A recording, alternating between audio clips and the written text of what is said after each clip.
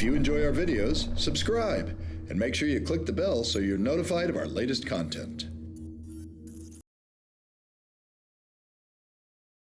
I had a great childhood.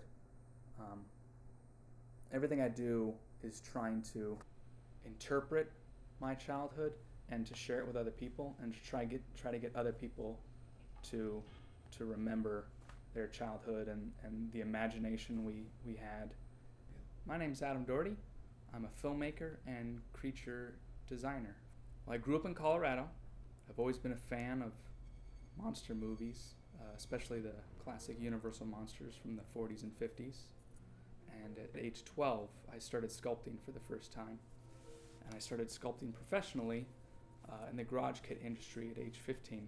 And it wasn't until I turned 21 that I decided to move to California after sculpting for years professionally and getting into doing licensed products and toys. And at age 21, I packed up and moved to California to pursue the practical effects creature industry. Since I was a kid, I've been building model kits and garage kits. My dad got me into the old Aurora model kits, and from there I just spent most of my time in the garage painting and gluing things together with a couple friends. We all like doing model kits. We used to go to conventions together and enter the competitions. It was at the Imagination Show in Las Vegas where me and my best friend and my dad did a road trip for the first model convention that me and my friend were doing.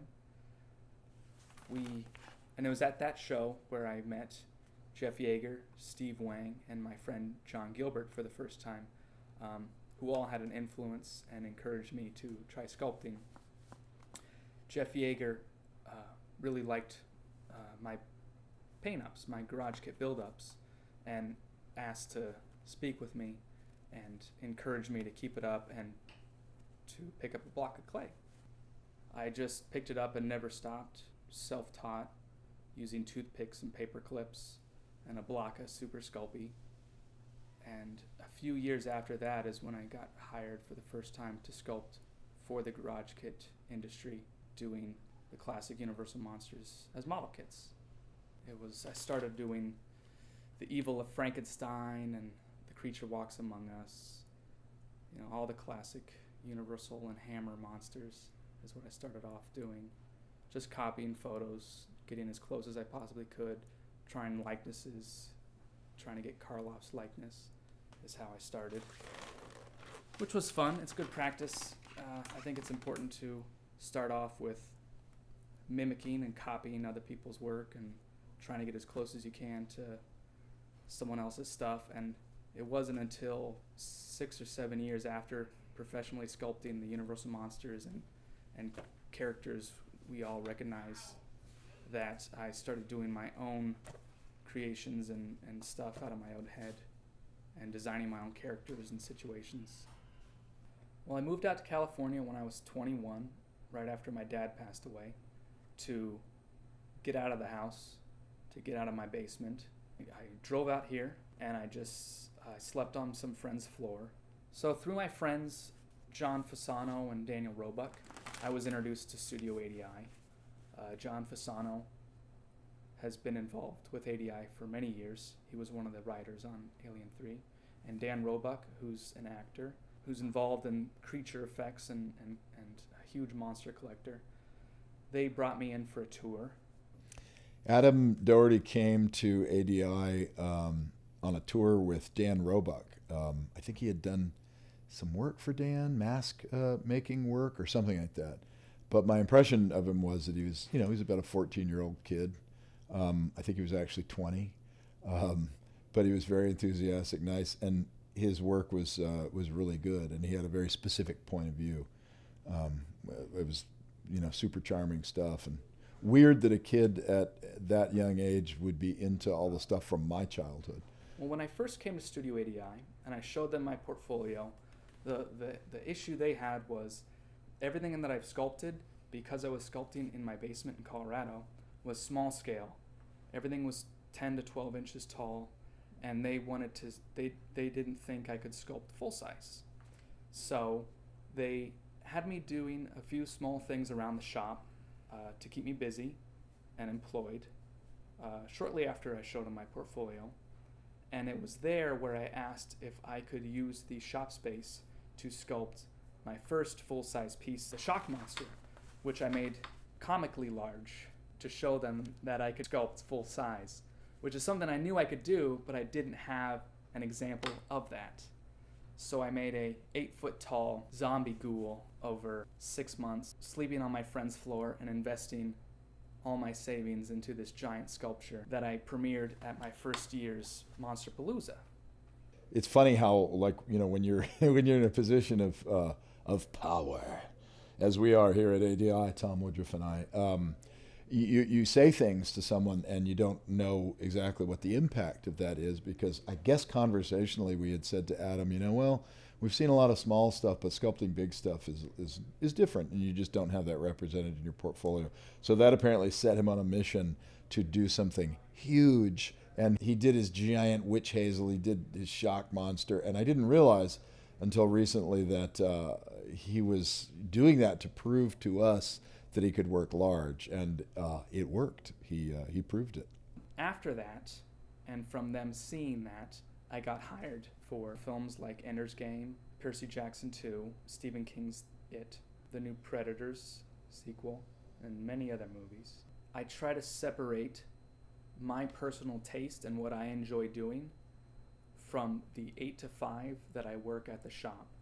Even though you're doing something creative that you're passionate about, try to realize that your 8 to 5 is you're working for someone else, and you have to create someone else's vision, and you can't get personally attached to that. So that's something that took me years to figure out, and I think I've gotten pretty good at it, that I don't take anything personal for my 8 to 5, and I look forward to the off hours and the weekends when I can create my silly cartoony creatures, which is usually opposite of what I do at work, because we create hyper-realistic, scary monsters and gory creatures and things like that. One of the joys for Tom and I is to discover new talent, and Adam is one of those discoveries. In fact, a lot of our folks are people that we gave a break to when, you know, on paper they may not have had the resume or whatever, but they're still with us now. And we do enjoy mentoring artists, especially when they show the kind of talent and good positive attitude and hard work that Adam has shown. I just love to see him at his table working on his own thing. He's there when we need him to do the stuff for the movies, and he's got, you know, great skills, a great skill set. But it's great for me to see him out there working on things that are coming out of his imagination, because I think that's what fuels a lot of people. We didn't really get in this business, any of us, just to, you know, just to be hired guns. That's fun. And it allows you an opportunity to work on a wider range of subject matter than what you would normally work on if you're just doing it yourself. But you have to have your own projects to work on, and Adam is like constantly generating new ideas. I'm not taking credit for him because he's his own guy. I just love watching it happen. Hope I Die was my first film.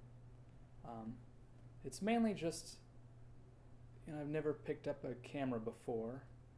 So I've been doing practical effects for about 3 years, living in California, and due to life events and things happening, I ended up,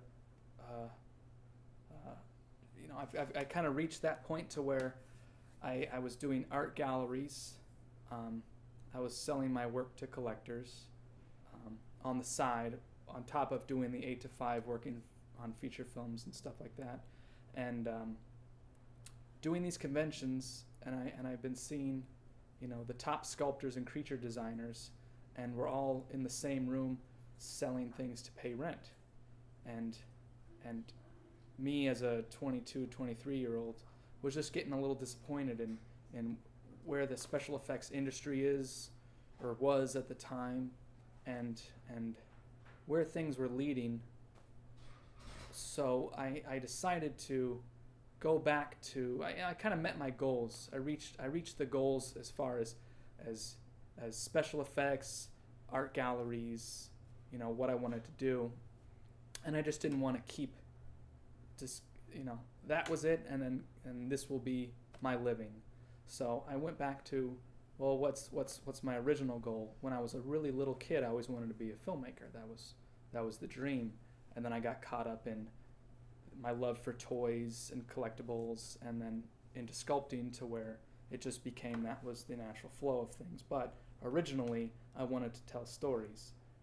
And I usually try to tell stories with my sculptures, but I wasn't getting it across as well as I could have. So I decided to move back to Colorado for a year and sell off everything I owned to buy a camera and audio equipment and lighting and everything I need, and all the tools that I don't have that I needed to do films. So once I sold everything I owned and bought up everything I needed, I ended up moving back to California to with the same plan in mind, just with a different career path planned. So when I came back out here, it took a while to find a place to live and to gain up the courage to pick up a camera and figure out how to tell a story.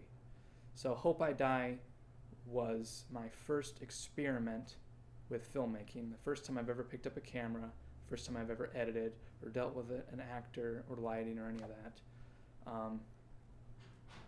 So that was my first little baby step into becoming a filmmaker, and people seemed to really respond well to it. I thought it would be more fun to have friends in the shop involved and include a different type of special effect, practical effect, in every little project that I do, just to explore the ways people used to do these special effects that we don't have the option to do here anymore. You know, hardly ever does a job for a water tank puppet come into a shop. So this is kind of my experimental version of filmmaking on top of doing effects, special effects, like how they used to be. So Hope I Die was the first in that, and then Pug-Lu from Planet P was the second one, which combines, you know, learning how to do camera work and lighting and working with an actor on top of trying to do stop motion, trying to do full-size props and set building, and you know, the second baby step towards hopefully becoming a filmmaker. And then the next video will be longer, more complicated, a different type of practical effect, and hopefully things will come out of that as they have before. Just a natural progression towards an end goal. This is my first time doing a stop motion puppet and stop motion anime. This is something I've never done before. But with each one of these videos is exploring a totally new technique of storytelling and special effect that I've never done before. So each one is supposed to be a challenge for me to learn and explore, on top of a challenge of how to tell a story and how to make a film, even though it is only a couple minutes long. With the filmmaking I'm trying to do, each film needs to be a different technique to just keep me interested and to make it fun and different each time. So I could say that I've done stop motion and I built a puppet, but I don't plan on using that again anytime soon unless it's necessary for the story to be told. Well, each take of Pug-Lu took about 3 or 4 tries. He was specifically designed to not blink or have really any facial expression besides the animation of his mouth would then animate his upper lip just because of the material of the foam. I used the ears specifically to give emotion and expression to the face because it's sculpturally in an expression, but the ears add a little bit more to it to compensate for the lack of expression missing in his eyes and in his eyebrows. Every shot of Pug-Lu took about 3 or 4 tries and multiple days. It was probably 2 to 3 days, and that's 1 to 2 shots every day for each 3-second shot of Pug-Lu. I think there's maybe 6 scenes of Pug-Lu. Not a lot, The whole film was specifically made that Pug-Lu wasn't a feature. He's just a side character.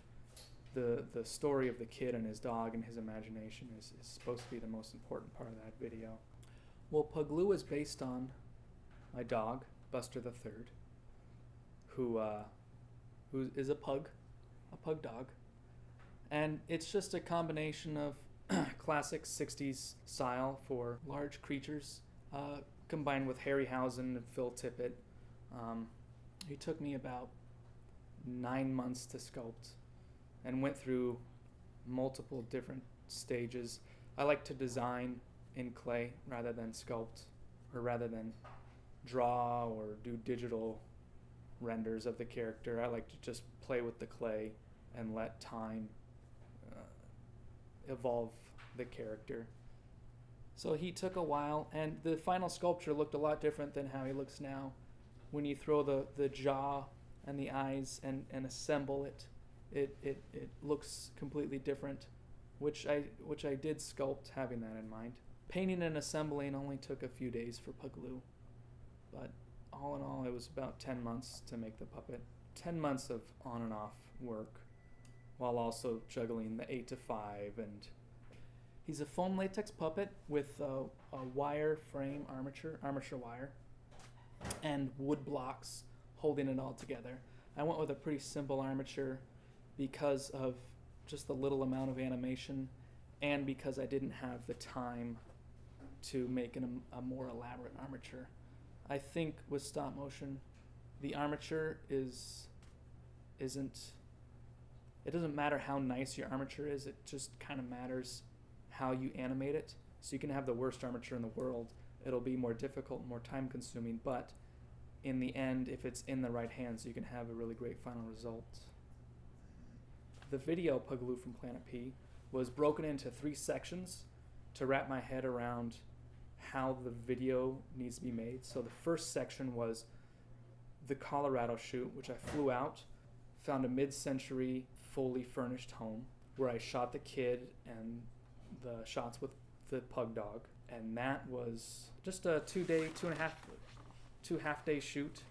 And then the second portion of the video was the live-action spaceman scenes with Alec Gillis as my spaceman, which was all shot at studioADI using paper, rocks, Craigslist plants, and just completely scratch-built the Ed Wood way of filmmaking to make it look like a 1960s television show.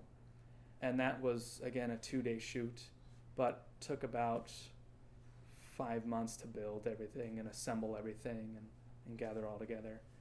And then the final section was the stop motion shots, which was built at studioADI and then assembled and filmed at my apartment. The Planet P set consisted of a full matte painting, which I painted myself, a small ground base that consisted of aquarium plants from Walmart, a rocket ship built by studioADI employee John Miller, which was 3D printed and hand fabricated, and then foam carved rocks. I tried to make this video as cheaply as possible with the most high quality look that I could. I try to be an extremely low budget filmmaker, so everything I do I show the process of and try to show people that what I do is nothing special at all. I just know how to make it look nice in a camera, through a photo or through video. Yeah, Pug-Lu's full-size hand for just a couple shots of the film was actually a full-size foam body suit that we had multiples of that they were throwing away at studioADI, which I cut up and constructed so each finger of the hand is actually a thigh, a back thigh, and knee where the fingernail protrudes from. And then the whole back of the hand was leftover Tremors skins that I glued on and painted and assembled for just a couple brief seconds of film time. Spaceman costume started with a Craigslist find of a handful of jumpsuits used in the Carol Burnett show. And he said, yes, you get to play the spaceman. And I said, well, what do I have to do? And he said, you get to wear a gold lame jumpsuit. And here it is. And he pulled it out of a bag, and he had me at gold lame. And one of the suits fit Alec really nicely, had a nice glittery gold look to it. So from there, I sculpted the helmet and found vintage gloves and boots and an old scuba diving harness, and everything was just scratch built from eBay finds, Craigslist finds, and just things I found around the shop. And then he started showing me all the stuff he was doing. He had storyboards sketched out, and I loved his sculpture of Pug-Lu that was in progress, and I'm a stop motion fan. So for me, it was like, I'm in. The jetpack of the spaceman is an old Electrolux vacuum cleaner with also a hood ornament and a couple boat horns, all assembled and found on eBay and made to look like a jetpack. And then the ray gun is a Thor drill from the 1950s that was kit bashed and used to match the kid's toy gun that he has in the beginning of the film. Everything in the kid sequences ties in with what is going on in the space sequences, as far as the purple blanket on the couch matches the purple rocks the spaceman's looking over, or the pug sitting on the lime green couch and surrounded by the green incorporates why Pug-Lu is green. Well, everything in all the shots in the kid portion of the video were shot with heavy sun rays. Everything is warm oranges, yellows, very kind of homey, early Sunday morning feel. And then all the spaceman imagination stuff is took to extreme, where it's very dark, yet vibrant purples and greens, and overly extreme to the point to where everything's covered in glitter and sparkling.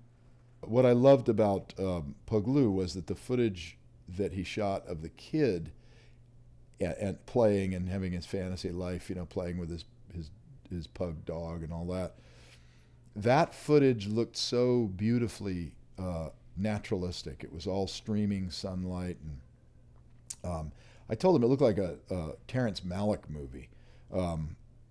And somehow there was, like, Terrence Malick in Tree of Life specifically captures memories of, for me anyway, of childhood, hide and seek under tables, and it has a very similar feel, in my opinion, to what Adam got on his 5D, in that living room. And then intercut that with the more kind of colorful and retro-looking footage of the spaceman, landing, and the miniature stuff, and Pug-Lu himself. It just was visually very well developed and very very confident. I wanted Planet P to be the pug planet, so I wanted to show other life beyond Pug-Lu. So I created the pug bugs, which are little feathery creatures with little pug faces that scurry around Planet P, almost like the Tribbles from Star Trek. And it's just to add more life and make Planet P a little bit more interesting. The pug bugs were Petco cat toys that I found and turned into little pug creatures using a little sculpted resin pug face that I did on one of my lunch breaks. He is his own guy, but I see a kind of similar trajectory to Tim Burton.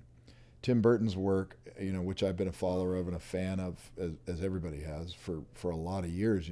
I remember when I was in film school hearing about Frankenweenie, or what was the other one, Vincent, and who is this guy doing this stuff, right? And I get a little bit of that feeling when I look at Adam's stuff, and I don't mean to put any pressure on Adam Dougherty and say that he's the next Tim Burton, but who knows what he is. Maybe he's the first Adam Dougherty. How about that one? He's the first Adam Dougherty, and I'm just really pleased that we got to support him and help him, make his movie. And hopefully he's going to do more.